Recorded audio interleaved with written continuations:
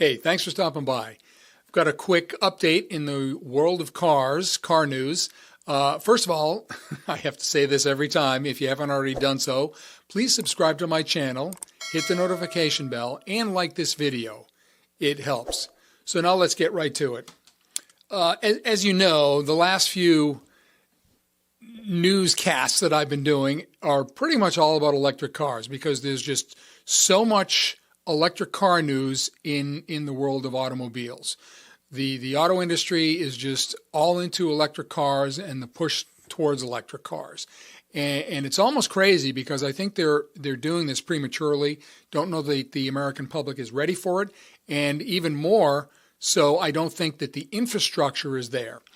But in any event, there have been a couple things in the news recently that has kind of, I think, shown that the auto industry may be wising up a little bit. Number one is that BMW warns not to go all electric just yet.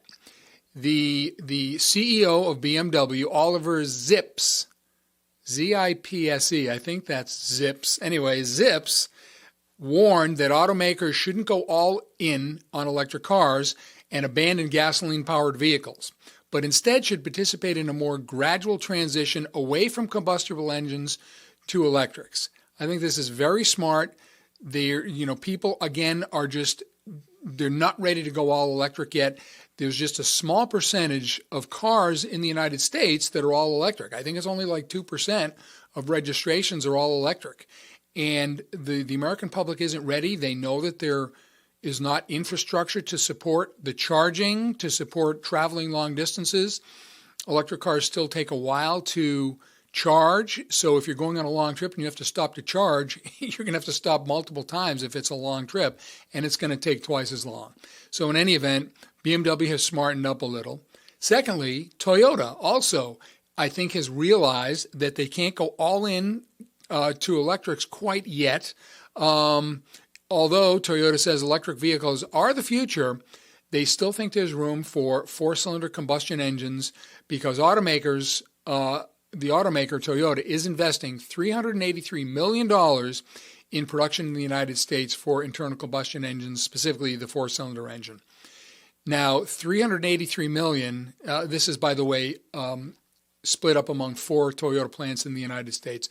$383 million really pales in comparison to the billions that are being spent on electric vehicle infrastructure, on factories to build electric vehicles, on battery factories, recycling factories to recycle electric batteries, and so forth. But still, it just shows that the automakers are realizing, and they're probably doing some analysis, that internal combustion engines are not gone yet. They still need to continue to manufacture them so that people have an alternative.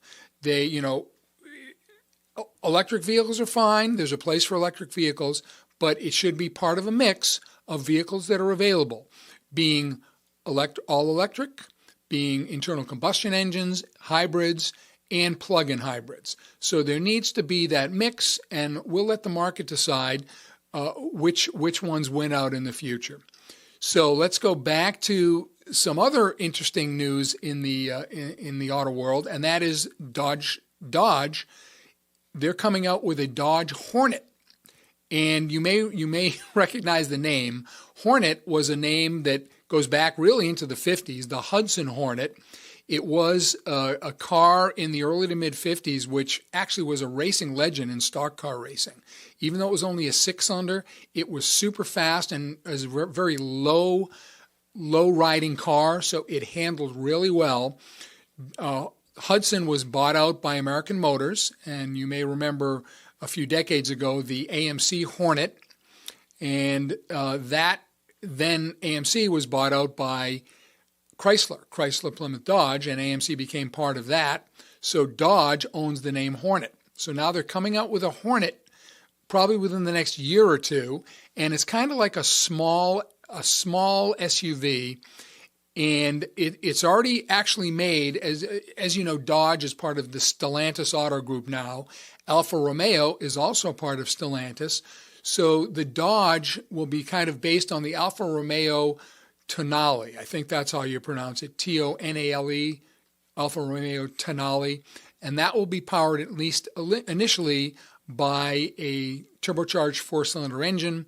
They'll probably then later go to a plug-in hybrid, which is, of course, an internal combustion engine that is mated with also electric motors, so you can have a plug-in with some capability of going all electric, and then, of course, the internal combustion engine can kick in later when the electric motors run out of juice.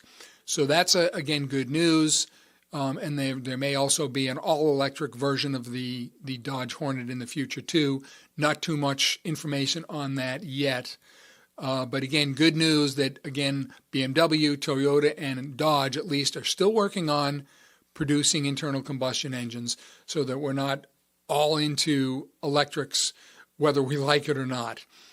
In the future casts, I do want to talk about some good electric cars because, again, I'm not against electric cars. I'm against being forced to go all electric. There are some really good electric vehicles out there if that's what you want. And if you have, for example, as an alternative vehicle for short commutes, electrics are fine. But I do in the future want to talk about the fact that their electric vehicles may, in the future, be 800 volt. It will allow faster charging and a longer range. That's something we'll talk about in the near future. As well as I also want to talk about a couple of cars Tesla has that are just awesome vehicles. The Tesla Plaid, which is a super high performance car, even though it's all electric. It's I think got over 1,000 horsepower. And also a Tesla vehicle that's not out yet. It's the Tesla Roadster.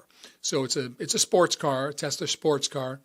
And as some of you may recall, initially, Tesla, the original Tesla electric car was a small 2-seater sports car that used it was a 2-seater Lotus body with an electric motor. So that was kind of the original Tesla.